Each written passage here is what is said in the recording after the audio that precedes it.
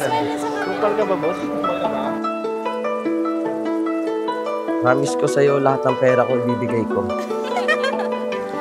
Don't give in to the sad machine, to the TV screens.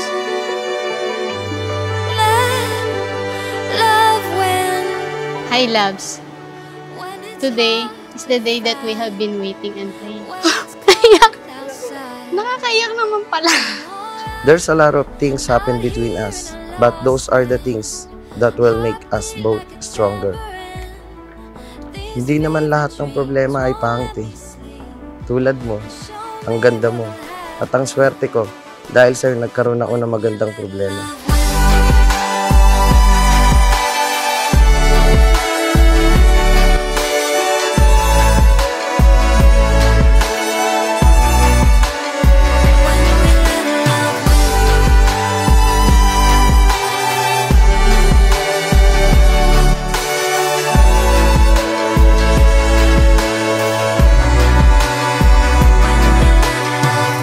Sa tingin ko siya talaga yung para sa akin. Ayun lang yung nararamdaman ko. Hindi masukat yung pagmamahal ko. Hindi masukat kung gaano ko siya kamali. Hindi ko ma-explain. Basta ang alam ko, mahal ko po siya. Tanggap ko siya at anong klase ng tao siya.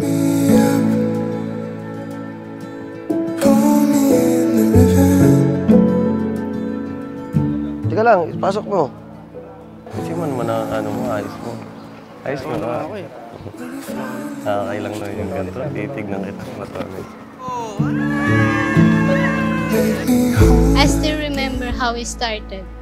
Tinanong mo kung nasaan yung kambal ko. At doon nagsimula ang love story natin. Nung unang-una talaga, masungit siya. Kasi lagi siya nakayo kapag tinitignan eh. Kaya hindi mo mapapansin na hindi ko akalain na magiging kami kasi ang ganda niya eh.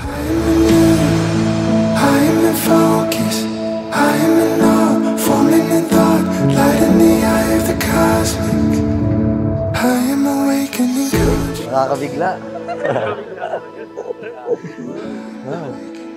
Deserve mo tong gift ko sa'yo. Dahil palagi na akong may oras sa'yo. I love you. See you later, loves. Ay.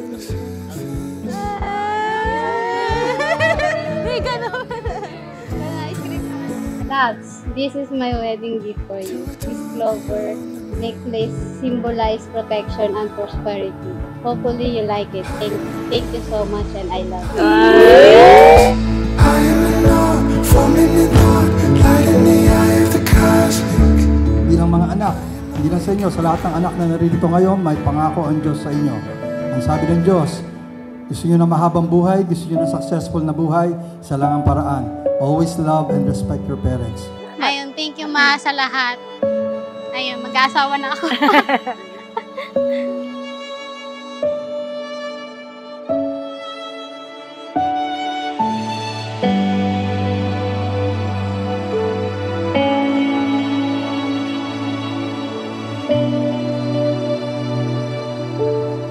Salamat dahil dumating ka sa panahong kailangan ko ng karamay. Salamat dahil pinatunayan mong may isang lalaking handang gawin ang mga bagay without even asking for it. Thank you for coming back into my life again. Hindi ko alam kung nasaan ako ngayon kung wala ka. Pangako ikaw lang ang aking mamahalin at wala nang iba.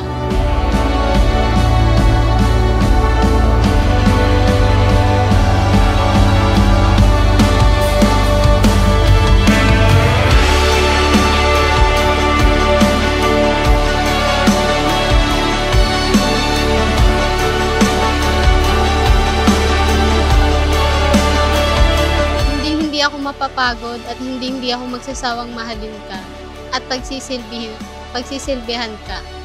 Sa bawat pagkakataon, ikaw ang una kong iisipin. Hanggang sa kabilang buhay, ikaw ang aking pipiliin. Loves, thank you sa mga bagay na mga ginawa mo. Hindi tayo magtatagal ng ganito katagal nang hindi dahil sa'yo. Halos ikaw yung kumokontrol sa relasyon natin. Maraming salamat. I love you, Loves.